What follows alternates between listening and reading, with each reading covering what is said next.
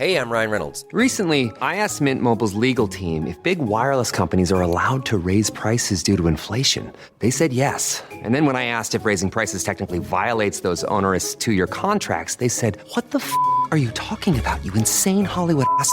So to recap, we're cutting the price of Mint Unlimited from $30 a month to just $15 a month. Give it a try at mintmobile.com/switch. $45 up front for 3 months plus taxes and fees. Promo rate for new customers for limited time. Unlimited more than 40 gigabytes per month. Slows full terms at mintmobile.com. Hey, it's Austin James. Yes, I'm living with diabetes, but it doesn't have to define me. Thanks to the Freestyle Libre 3 Plus sensor, I get real-time glucose readings throughout the day. The Freestyle Libre 3 Plus sensor is small and easy to wear, giving me the freedom to focus on my life as a parent and a musician. Now this is progress. You can get a free sensor at freestylelibre.us.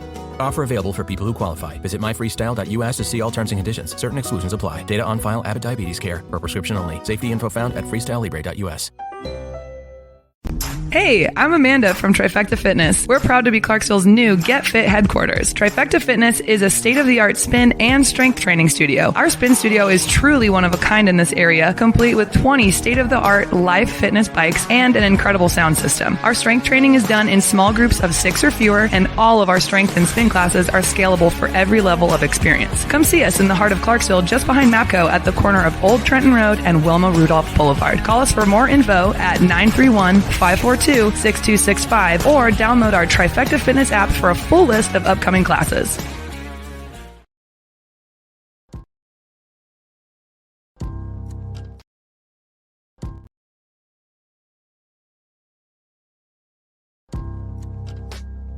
In October 2019, Arlington, Texas was chosen to be the home of a new national museum, unlike any other.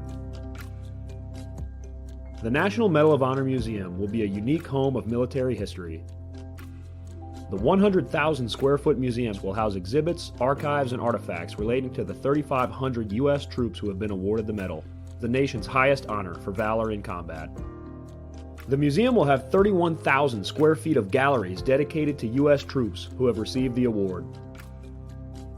The museum CEO, former Navy SEAL and NASA astronaut Chris Cassidy, said the museum will focus on education as much as preservation. The building will have 5 areas dedicated to Medal of Honor winners from the Army, Marine Corps, Navy, Air Force, and Coast Guard. The main gallery will be located in a central plaza under a 25,000 square foot slab of steel, which will appear to be suspended in midair. It will be supported by 5 pillars.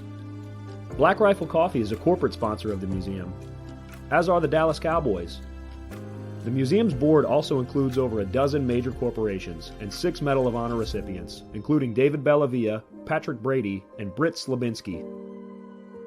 Army Staff Sergeant Bellavia was awarded the medal for clearing an entire house by himself on November 10, 2004, as a squad leader in support of Operation Phantom Fury in Fallujah, Iraq. He killed 4 enemy fighters and wounded a 5th in close quarters battle. Army Major General Brady flew and coordinated the evacuation of 51 seriously wounded men during a firefight in Vietnam in January 1968.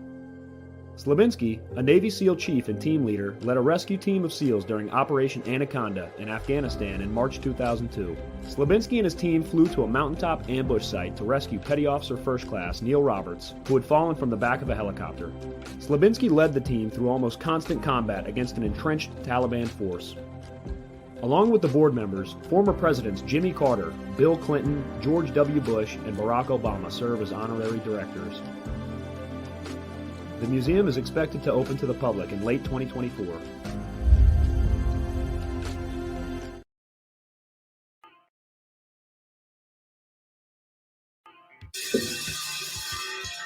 All right. Welcome back. MisFitNation. We are a show founded by a veteran and hosted by 2 veterans and a military spouse. Our mission is to get people to tell their story to the world. If you're an author, share your tips with MisFitNation. If you're a musician or actor, our audience needs to know how they too can get into the business. Coaches, we love our coaches.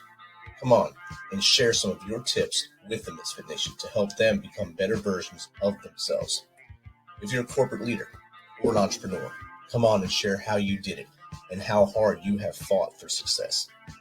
If you're a veteran, first responder, or Gold Star family, We would love to have you come on and just share your story with the MisFitNation. We always have time for you. If you're feeling down, alone, or starting to see the darkness, stop. Think about those who are around you. You are not alone. You will be missed. If you feel like your problems will be a burden to those in your inner circle or are embarrassed, dial 988. If you are a veteran, take option 1. We need you to keep pushing forward. Don't make a permanent solution to a temporary problem. If you're a new listener, welcome to the MisFitNation. Be sure to subscribe to our show on your favorite podcast apps and also on our YouTube channel at @the_MisFitNation. Subscribe and click the bell to keep you up to date with our latest episodes and all of our news.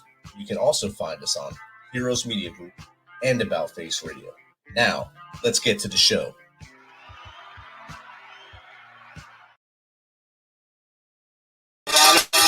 All right, welcome to our Sunday fun day. Tonight we have a good one. We have an Army veteran that I had the honor of serving with. We were both younger, about 10 years ago, at the Fort Campbell, Kentucky. We were both in strike. We were both Raptor soldiers. He was in my orderly room. He worked in the orderly room there. He made sure everything I was doing was straight there. When I was the acting first sergeant, and when I was platoon sergeant, made sure my paperwork was right so I could get out of there as well. He then moved on to other things. He served a total of 10 years in the Army, completed 2 combat tours in Iraq and Afghanistan. He's a father of the angel of his eyes, Rylee. He transitioned out of the Army in 2016. He has since worked in law enforcement, became a certified personal trainer, and currently he drives a commercial truck for a living. He has a passion for physical fitness and helping individuals who struggle with mental health, because he has been there and struggled himself. So without further ado, let's welcome U.S. Army veteran, father, and personal trainer Andrew Stull to the MisFitNation. Welcome, Andrew. Hey, happy to be here. Quite the intro. I tried, man. I tried to make you sound a lot better than you think you are. So, I appreciate that. yeah, I remember about 10 years ago, you and Whamoff did like a Tough Mudder or something. You both got zapped in the water and stuff. And I was doing like a half marathon somewhere. You two did that, and I invited you to come with me, and y'all said, no, we're going to do this Tough Mudder. And then the roles reversed there. And you said, nah, we should have ran the half marathon. Hey, I was determined to do the Tough Mudder. Until you got zapped, right? Yeah. I'm not going to lie. That wasn't the funnest time, but we got Like I said, we were both a lot younger and not as wise as we are now back then. So we went through a lot in the last, it's been 10 years since I've actually seen you in person. I've followed you online like I do most of the guys and gals I've served with. And it's great to see. I thought everything was perfect with you until I think it was 2 weeks ago when I seen you make that post, when you shared what happened with you. And I'm going to let you tell that story. But I want you to tell the audience a little more about you, from as far back as you want to go, to why you joined the military and then why you became an MP of all things. And then after service, what you've done. okay. The reason I joined the military isn't like most people. I wasn't doing a whole lot at the time. I graduated high school in 2005. And then I worked at General Motors for a bit. And then I quickly realized working in a warehouse or a factory is not what I want to do. And I had to quit the job on a short notice too, and my father wasn't very happy. And I remember I was staying with at the time, and my sister had joined the military a few years before. And I was walking down his stairs, and I was like, man, what am I going to do? And I remember seeing a magnet on the fridge, and it was my sister's recruiter. And sure enough, I called him up that day. And initially I wanted to go active duty, 11 Bravo. And he even asked me, Mom, know about this? And I was like, no. So, but at the time I was dating my ex-wife, and we kind of talked about it, and I ended up going National Guard originally as a 74 Delta Chemical Operations Specialist. And I did that for like 6 months, and I was like, I want to do this full time. So I joined active duty. She signed off on it, and I was in Germany within like a month. Got to the station, had a lot of fun, got a lot of trouble, was young. And then after Germany, went to Fort Bliss, El Paso, Texas, and that's where I deployed to Iraq in 2011, Baghdad, Iraq. Spent a year there. after we got back from Iraq, from one desert to another, back to El Paso. That's when I PCS. Well, actually, I reclassed. I'm sorry. Let me go back. I reclassed to military police in my transition to El Paso. I originally wanted to be military police when I first joined the military, but my recruiter kind of talked me out of it. You know how they do that. But yeah, so El Paso, I was an MP, and then I got orders to Fort Campbell, Kentucky. That's where I met you. I was already air assault certified, so. But I had the option to go to Fort Bragg or Fort Campbell, and I chose Fort Campbell. I was like, that's a little closer to home. Spent a few years there, deployed to Afghanistan with strike. That was an interesting deployment, but always an experience. Yes. Yeah, had a lot of good time. Met a lot of good people. From there, I got orders to Fort Rylee, Kansas, which was pretty much the death of my military career, as I like to call it. But I mean, it's a fun place, I guess, for some people, but not for me. If you like to hunt, fish, and all that, I don't really do a whole lot of that. But I was coming up on my 10-year mark, and I had a few surgeries while I was deployed, and I had a lot of problems with my right inguinal nerve, or femoral nerve, sorry. And I remember the doctor was just like, the Army is going through a drawdown right now. I don't even know if you know this, but the Army was going through a drawdown. And she's like, and if this keeps going to keep causing you problems, we can get you out. And I didn't really think about it initially. And then I just kind of, I don't know, I kept leaving. Like when I got back from Afghanistan, is when I got orders to Fort Rylee, and then I went to ALC, and then they sent me on another trip out to Barstow for training, and then I didn't really want to do this anymore because I spent a lot of time going. I'd had Rylee, my daughter, and Fort Campbell, and which is why I always said I came down orders to Fort Rylee, Kansas, because of Rylee. And I was just like, I think I'm just ready to be home for a bit. And so I kind of made that conscious decision after a while, like maybe I should just get out and move on. I just felt like things were, I don't know, kind of wearing on me, just being gone all the time. I mean, most soldiers could probably attest to that. Being gone a lot is a lot on you. Yep. So I actually ended up taking a med board out right at my 10-year mark. So I didn't get out with nothing. But being in the military was probably the best thing I ever did, honestly. And I joined at the age of 19. Looking back, there's probably a few things I would have changed, but I wish I would have went military police from the get-go. But it's probably probably one of the best decisions I ever made in my life. I learned a lot of things. I grew a lot as a leader and an individual.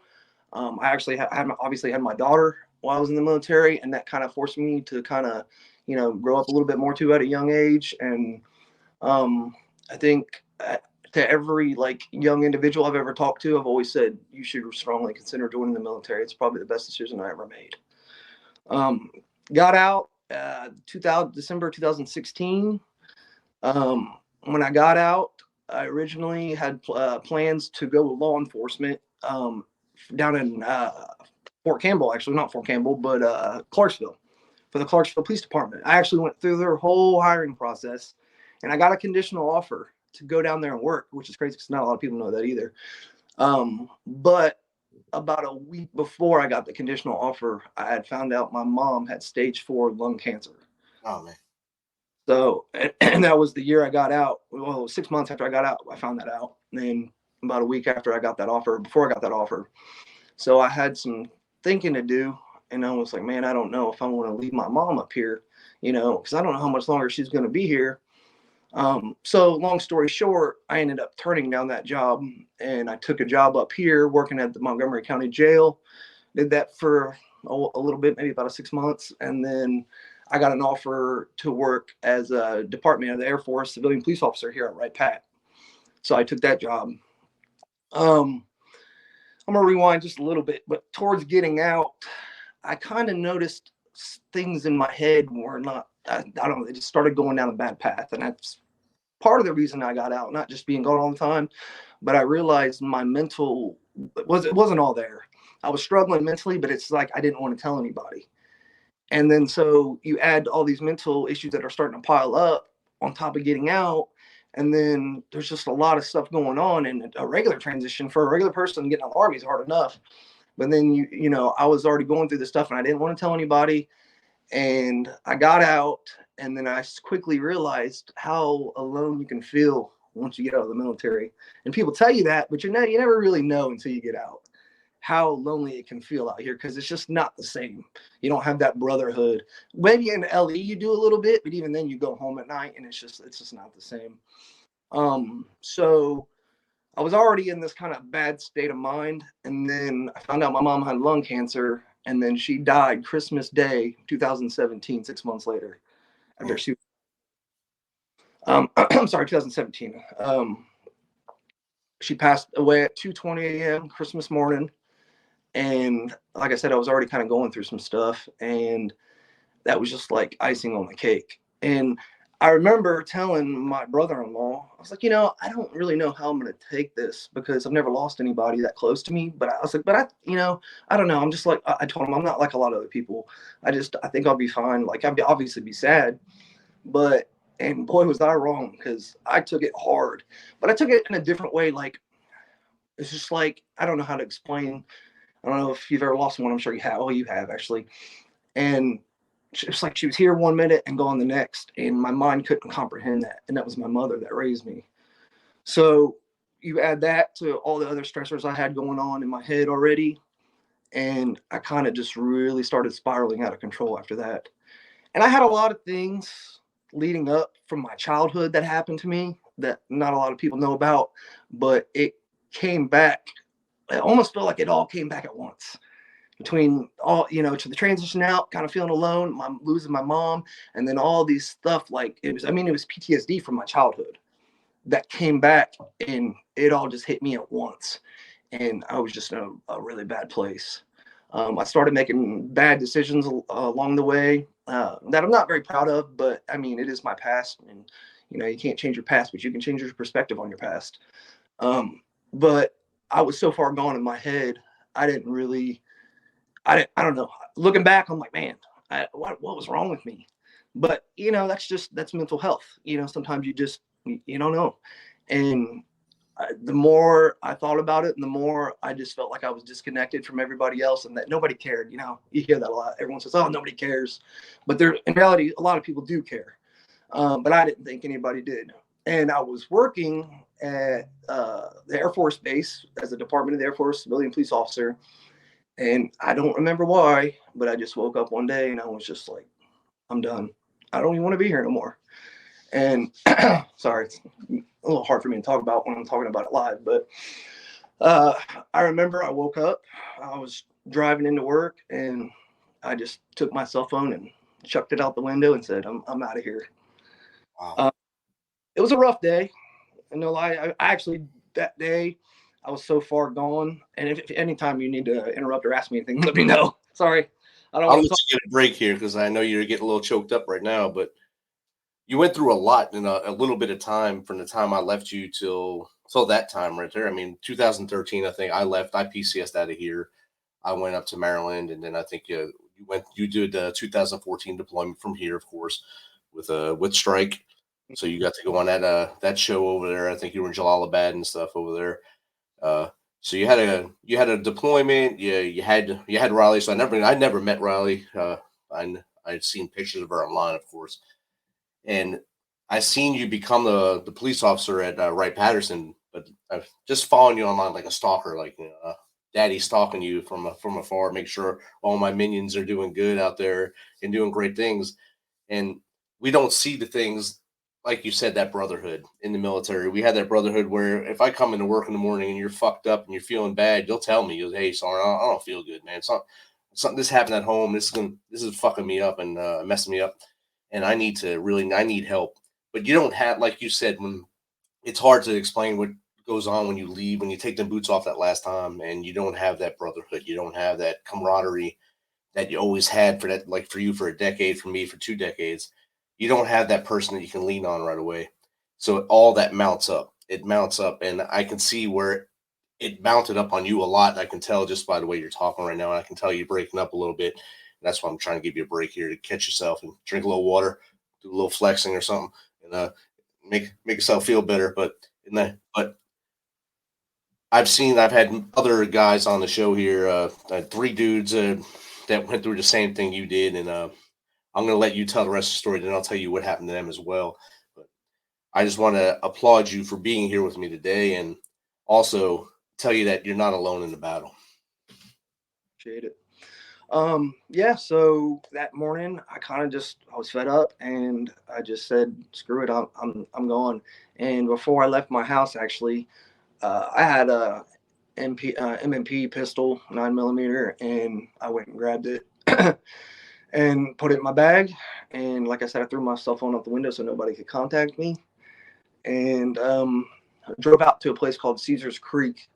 And it's just, there's a lot of, it's actually a lake, a smaller lake, but there's a lot of woods too. And my plan originally was like, well, I'll just walk out there and then it'll be over just like that. But the day was a little crazier than that, because my day started at 4 a.m.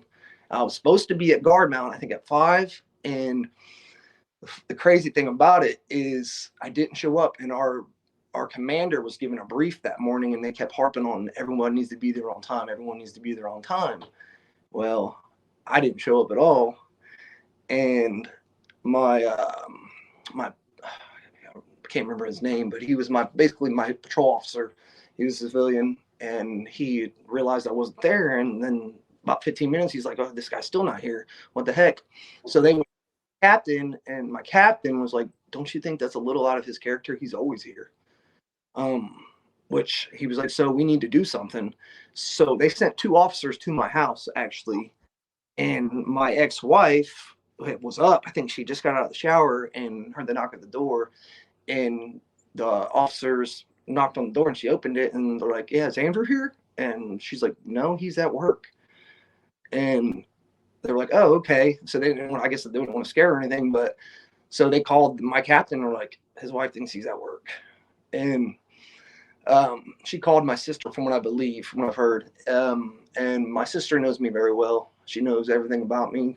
We're really close when it comes to this type of stuff. And I tell her everything. And when she called my sister was like, she's like, hey, 2 officers just showed up looking for Andrew. And she's like, he's supposed to be at work, and I don't think he's there. And my sister, the first thing she said was, go in the closet and check and see if his pistol's in there. And she did. She's like, it's gone. And so my sister got off the phone, called the Centerville Police Department, called the sheriff's office, my work, and everybody and their mother was looking for me, apparently. And meanwhile, in my head, I didn't think anybody even knew I was missing. And a bottle of alcohol to kind of numb the pain a little bit. When I sat out there at Caesar's Creek for like an hour, just sobbing, because I didn't know what I wanted to do. I wrote a note to my daughter. I wrote a note to my ex-wife, which I don't know where those are today, but I think someone has them. But yeah, I wrote a note, basically a goodbye note. And I drove to the hospital twice, and I sat in the hospital parking lot contemplating on going in, but I was so embarrassed. I was like, I don't want to go in there. So I drove back out to Caesar Creek. It was a long day of just contemplating everything. And then finally I just said, screw it. I'm doing this. I've already committed. I'm doing this. I'm going back out there. So I wrote those notes, left my truck windows down, left my lights on, because I figured eventually someone would see my truck out in the middle of nowhere with the lights on and the windows down, notes in the passenger seat, took my pistol, and I walked out into the wood line with no intentions of returning. I sat there for probably another hour or so, just contemplating everything and how I got there. And I remember I was just like, God, just give me some type of signal. Give me something to hold on to, And I remember when I bent down, my keys were like jabbing my leg or whatever. So I was like to pull my keys out. And when I did, this little small compass came out of my pocket. And that compass was my daughter's compass she gave to me when she was in church. And I kind of took that as my signal, and I was just like, just go home, Andrew. And obviously, after that, I really started thinking about my daughter, and I was like, So I drove back to the hospital, somehow mustered the courage to drag myself in there. And I remember walking up to the front desk, and the lady was just like, can I help you? And I couldn't even get a word out. I just kind of kept turning my face from her. And she was like, are you okay? And I was just like, give me a second. And then I think she realized very quickly what was going on. And she came around, gave me a hug, and took me into the back and started, brought all the other nurses in. And then they were all very, I think Miami Valley, I think. They were all very comforting staff, but they brought me in there and they were like, you're doing the right thing. Everything's going to be okay. It was a long day. And then, but I'm here. And I'll be honest with you, I honestly don't know how I would ever get in a place like that again in my head with the person I am today. Like I said earlier, I had 3 other men that came on here, all of them combat veterans like yourself. The other 3 were all Marines, so you're my first Army guy to come on and did this. And every one of them, when it came to about the time they were going to call the day for their lives, there was a sign, a symbol, a signal, like you, for the compass. One of them thought he heard his son talking to him as he was about to pull the trigger. His son was nowhere near him, but he thought he heard him, so he stopped. One he heard a noise there was no noise. No one else heard this noise. It made him stop. But everyone had an intervention, kind of like you did, that said, hey, look, I have other better things to live for in life. For you, it's Rylee. And I don't think it's just Rylee. I think it's, you have a purpose now as you move forward to help others and to show her that you are the man that she looks up to. Absolutely. That's what I've always been told. You find your purpose in life and it gets a lot easier. And I think that's finally kind of what happened. I mean, looking back, I mean, it's like, man, you have a kid, Andrew. And me and my daughter for a very long time were inseparable. Like, we were inseparable. She would sneak out at night with me and eat Pop-Tarts on the couch at 11 o'clock at night. Out in the bed, ramen noodles in the middle of the night, just sneak on my side of the bed and cuddle up next to me until her mom would wake up. And she'd be like, get out of here. And then she'd be like, Dad, come sleep with me type thing. And then, like, even visiting me, like when I had my own house and all that, and me and her mom separated, it was like she'd cry because she didn't want to leave. And I loved it, but I hated it at the same time because I hated to see her cry. But I also loved that she loved to spend so much time with me. But and it's not just that, but it's just even then, I still was trying to find my purpose in life. And then I realized really quickly, I love helping people. I just do. Making people laugh, it makes me happy. Making people smile, it makes me happy. And then, so that kind of, well, obviously I love the physical fitness world. And I really just got into that last year and it kind of took off. And then I realized, I was like, if you like helping people so much and you like making people laugh, you like making people feel good, maybe you should try training. And so I did. I started it temporarily December last year. And I was kind of busy with regular work then too, but it's just, it's something that brings me joy, and physical fitness brings me joy. And just, like I said, making other people happy brings me joy. I think about a half a year ago, I had Raymond Bird on here. You remember him from the unit? And oh yeah. He was, and he was going through a bad time, and he posted something on Facebook just like you did. But I made him go on live that night. Oh, wow. I made him go shock and awe that night. And I had him on there. I had one of my friends called in to talk to him, and it helped him so much. Now he's just like you right now. He's a running enthusiast. When I first met him, he hated running. I'd make him run in the middle of the desert in Afghanistan at 3 a.m. and I'd talk to him the whole way, kind of like I did with you guys when we were running in the platoon. And I'd run with him, and he would just begrudgingly do it. But he started to get better and better and better. And now he's a marathon coach. So he's doing great things. Did a whole flip side now. He's amazing, doing amazing things now, and he's a co-host sometimes on the show. Awesome. That's awesome. Yeah, I remember he had the real thick accent, didn't he? Not really. He's Southern, so he was a Cleveland guy. Oh, okay, maybe I'm thinking of somebody else. Yeah. Really Jersey accent. No. He was nowhere near Jersey. So now you got your certified personal trainer license. Are you gonna make that a business or online business, live, or? I do have a whole webpage dedicated to that, and I just started getting clientele recently. Had a few. I was kind of just doing it on the side type thing, but the ultimate goal is, I've always said, I just want to do something that I'm passionate about and make money doing it. I think that's what everybody should do. Money is going to come, I feel like, but this is what I'm good at. This is what I love to do. So why not? Why not just try? And, it's so far, I mean, I've just started, but I mean, I have a few clients already, and I feel like there's not much of a ceiling for me right now. And I feel like, like I said, I'm a year in. I got a competition coming up, October 7th that I'm competing in, which I have a coach for. Okay. And I just, it's just one of these things that it's my purpose in life. And I look through most people like, oh, I don't want to go to the gym and all this. And I'm like, all I think about, I got home on a Friday after a long week of work. Most people are like, oh, I'm going to crack open a beer and just chill out. Me, I'm like, no, I'm going straight to the gym. But are you going for your IBFF, amateur or pro card this time, or how's it steps up? Well, that's the ultimate goal. That would be awesome. My coach is a pro. But yes, eventually I would love that. But like I said, I'm still very new to this, and I'm learning. I'm learning a lot, but it's crazy because I picked up a weight a year ago, and I would have never thought I'd be where I am today because I've had a few different pros reach out to me and tell me, and I'm thinking they're just, blowing smoke, and they're just like, nah, man, you look really good.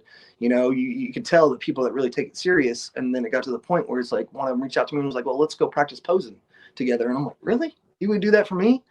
And then my coach now, he knows like my situation when we first started wasn't the greatest, but he was willing to work with me. And because I think he sees the potential in me, and I'm just like, man, this is like the brotherhood I was missing type thing. Because there's a lot of guys in the bodybuilding community, and there's a lot of people that just want to see people do good. Definitely. And my brother chimed in after that Jersey accent comment. He said, what's wrong with his Jersey accent? But He's my consigliere on YouTube. He boots people out when they say dumb things on YouTube, but he's always listening to key things like that to help you out. He had blonde hair and he had a real thick accent. He was in our battalion. I know who you're talking about. Yeah. Oh, you're talking about I can't names not coming back. I can see him though. I know who you're talking about. We had a couple characters I like to call them. So where do you see yourself in, say, 5 years? 5 years from now, honestly, I want to have my own personal training, like not studio, I guess gym, you would say. Okay. Just a place that I call my place, and I want to have the clientele, the steady clientele, and I want to make an impact. I've always said it's not about, a real flex. It's not like how much money you make, but it's how many lives you can positively impact. And that's what I want to do. I want to be to the people to want to come to train with me, and I make their day better just by, giving them the best physical fitness they can receive, advice they can receive, nutrition, and just building people up. I'm always about building people up. And so I would like to have my own place where I train full time, and that's what I do for a living. And I just, I think that'll make me happy. I know we talked in our brief pre-show stuff that you're in Ohio now, the OHIO stuff. So I know you guys can spell up there at least one word Ohioans can spell. But I know you said you also are open to move out, but you're staying there because of Rylee, of course. And where do you see that gym being? Do you see it being in Ohio, or maybe one of the sister states right around there? Wherever God takes me, honestly. There you go. I got well, I don't know if I can give shout outs on here, but there you go. Shout out to Lindsay Ray. She's been a big supporter of mine as of lately. I still go through a lot, and she's been there a lot for me. And you can always tell when someone's real. And I've got plenty of friends like this too, but when I guess in the dating world, when you don't really have a whole lot, but those women are still around to build you up and help you out. And she's been one of those people. And she also encourages me to go after my goals, like I said. But she also lives in Georgia. So I don't know. The gym will be down there. I don't know. We'll see. But yeah, wherever God takes me, I want to be close to my daughter. I do. I always want to be around her. But she is going to get older, and it's already to the point now where it's just no longer cool to hang out with dad all the time. And she's not a teenager yet, so get her nails done. She wants to do stayovers, and I'm just like, okay, well, what am I, chopped liver? Hey, you get to the bottom of the barrel now. So once they get there, it's over. In teenage years, you're done, except for the where's your wallet, Dad? But you'll get through that. Yeah, yeah. I don't know. It breaks my heart. I've been through plenty of breakups, honestly, and I'm a pretty resilient dude. But I tell you what, the one thing I've never been prepared for is my daughter getting older and not wanting to hang out with me as much. I'm just like, ugh, this stinks.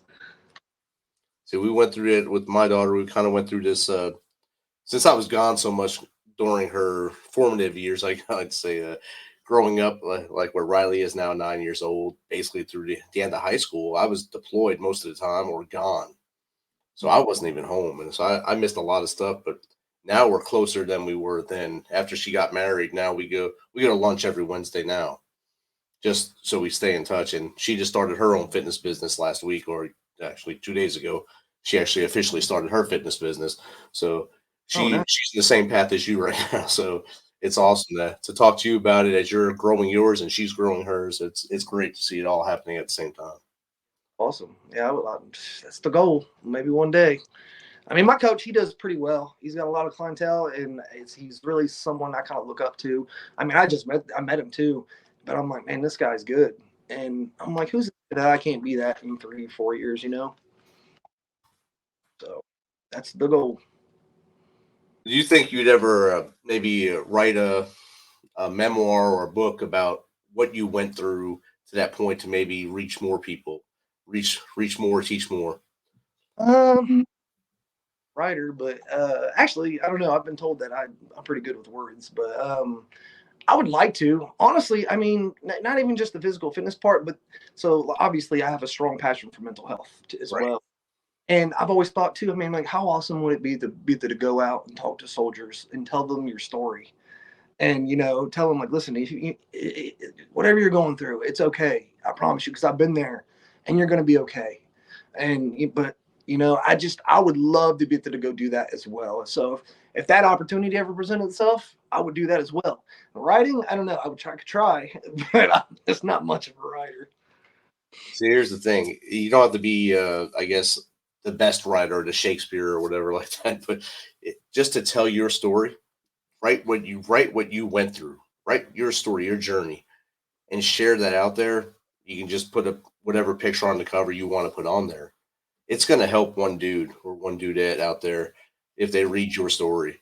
Not a lot of people will watch our listen to the YouTube or whatever. They may not listen to this and hear your story or look at your Facebook. But if they see that book on there and say, "Oh, I survived this. I survived X," you might save more people that way. 100%. Actually, what's crazy is after I posted that, my old lieutenant in Iraq, she sent me a book about a guy who's a Marine recon sniper or something, I think. I haven't started reading it yet, but she sent it to me, and he basically tells his story and the battles he had with PTSD and depression and all that.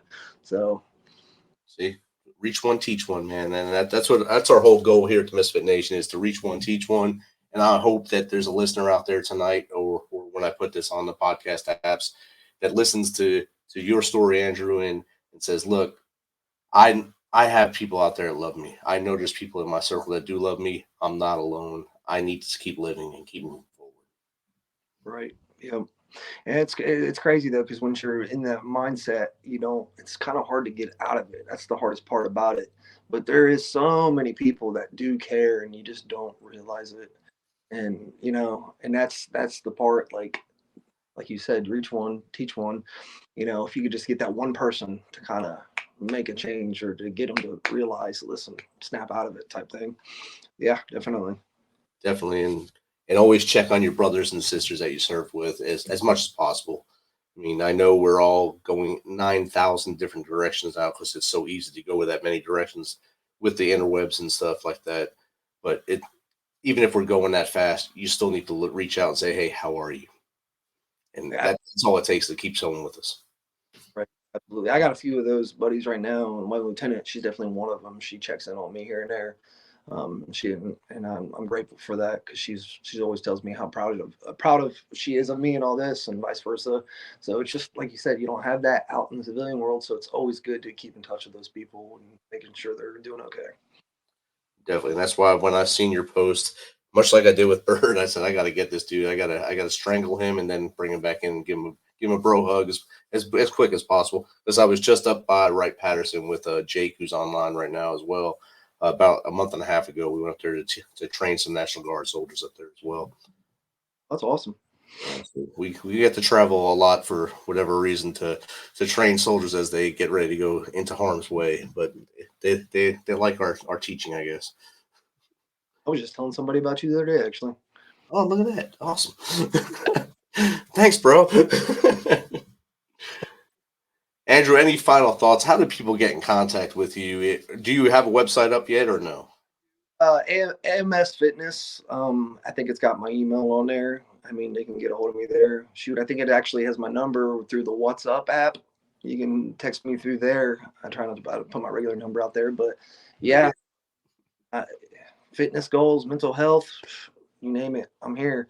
And it's the same thing for my regular social media. I've had a lot of grown men reach out to me, and you would have never thought, someone like that would reach out to you. But someone once told me that, hey, you have no idea the lives you affect just by being who you are and, being vulnerable and putting yourself out there. And, it could go the opposite way. People judge, but it's fine. Because if I can touch that one person, or I had reach out to me and, say, hey, I appreciate you. And you helped me out. That's the stuff I live for. That's what it's all about right there. And that's part of the leadership you learned, that you grew to learn through your military service, and to look out for others. And obviously, when we're in the heat of the leadership thing, we don't look out for ourselves enough, and we don't learn that until later in life to look out for ourselves. So gratefully that you're doing it now, and you're going to be here for Rylee when you get to walk her down the aisle. Hopefully, many, many years from now, not too soon to now, but many, many years from now. And you can make sure that you do that little litmus check, the checklist, to make sure that dude or dude, whoever she winds up with, is perfect for her. 100%. Any last thoughts you want to share with the audience? I don't think so. I think, if I give one more shout out. You did? Give your shout outs, bro. Give another shout out to Michael Groover. He's a good friend of mine. He's been there a lot for me as well. And my best friend, David Garner. I don't know if he's watching tonight. I think he knows about this, but he doesn't have a Facebook, so I don't know if his wife's watching with him. But there are also two individuals that check on me very often. Michael Groover is actually a veteran as well. So he knows the drill. And he knows, what all the stuff you go through. But yeah, I just want to give a shout out to those people. And I think that's it. Awesome, man. Thank you again for agreeing to come on and share your story with a wider audience. About Face Radio, you probably got about 3,000 listeners on there around the globe right now. And YouTube, 1,200 listeners at least on there. And then when it goes live, you're going to be pretty popular in India, have a pretty big fan base in India and Nepal. For some, I had 3 dudes in Nepal, so you'd be famous there as well. I really appreciate you having me on here, honestly. I really do. Anytime you need something, man, just reach out, man. I'm here. I'm able to talk to you no matter what time of day. Same as it was when we're wearing those crazy uniforms, but I'm still alive and still doing it. Look great. All right, brother. You have a good night. Thanks. You too. All right, bye. Thanks for checking us out and being a part of the Misfit Nation. Don't forget to visit our website at themisfitnation.com. That's themisfitnation.com to catch up on all of our episodes and also to get some of that great Misfit Nation gear. As always, be humble, stay hungry, and keep hustling, because we are